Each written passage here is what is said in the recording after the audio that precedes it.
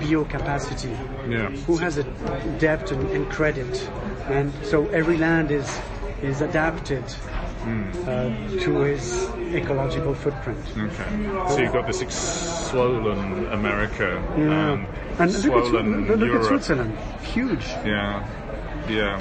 But of course you And should. then you've got this kind of emaciated Latin America and Africa and a relatively small India as well in comparison to its size. Actually, Russia is also relatively small, isn't it? Yeah, but you should not forget it's the population, the footprint of the population in comparison to the national biocapacity, meaning that their way of production is not any better than They just ours, have a lot more resources. but they have much more resources. I understand. Same thing for Canada and Australia. Yeah.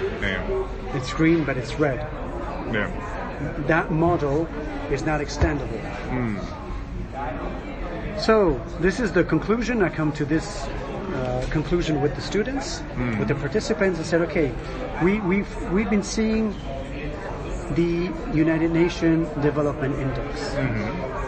This index goes from 0 to 1, and it takes into consideration GDP, life expectancy, and literacy rate. It's a combined indicator of those three.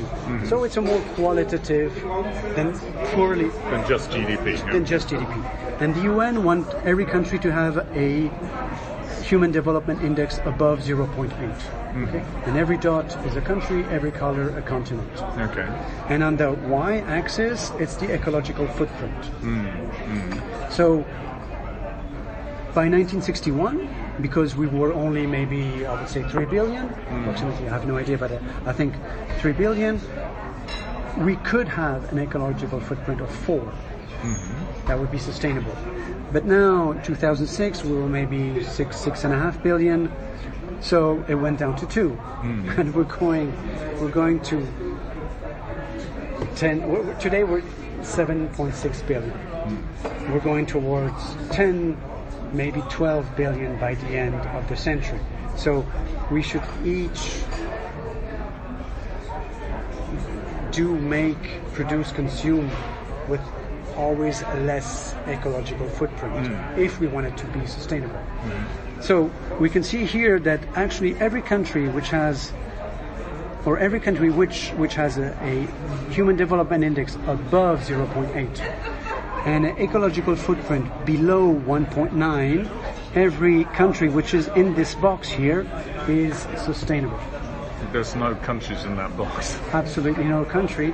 And if you take fossil capitalism, meaning capitalism based on fossil fuels, well, history goes this way. You start here and you go up here.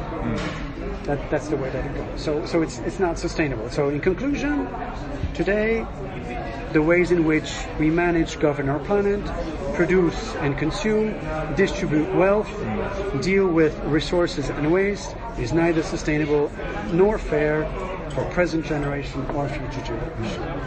If you take into consideration all those indicators, the participants have to come to that conclusion. Yeah.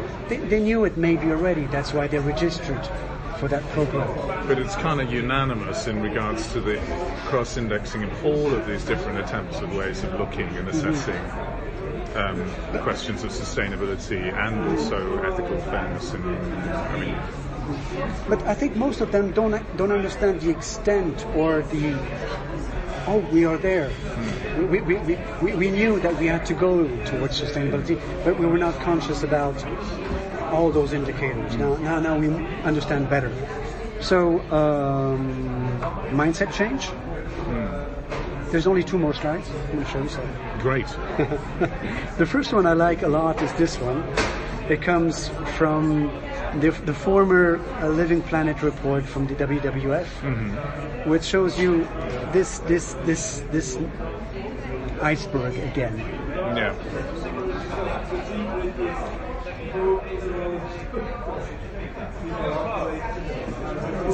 See, we could read together, those 3 quotes from it. I don't know if you want to read them or should I read them? Where are we? Here, a prerequisite. for effecting significant change in human systems is to understand the nature of the decision-making that results in environmental, social, and ecological degradation. Yeah. So to take into consideration the decision-making, how we make decisions. And then 4 levels of thinking model. Yeah. And those 4 levels are events, patterns, systemic structures, and mental models. Yeah. Meaning that the events are determined by patterns, which are determined by systemic structures, which are determined by mental models. If we want to reach a change, we need to address the mental models, because otherwise we would just be doing sort of working on the shallow surface. Yeah. Yes, exactly. So this is where I go from. Okay, so this is the old mindset. So you want to go right back, deep down, into what mental models inform decision making, which now leads to this catastrophic ecological crisis, which is here. Yeah. Exactly. So this is where I go with them. I said, okay, this is if I put this on the left, this is the old mindset, economy of growth, business as usual, narrow silo thinking. You understand this? So thinking is always packed into separate areas. Yeah. This is the economy, this is the society, this is the ecology, and so on. We don't see connection between them. Exactly. Linear economy, nature unlimited and free, pollution, local damage, reversibility, carbon economy, property economy, competition, trust in progress, short-termism. One day, this is. I live in the present, and I can act here and now. 3 months is for most companies, you have to give results, and 4 years is elective term for political parties. Yeah. Exactly. Yeah. So it addresses sort of all the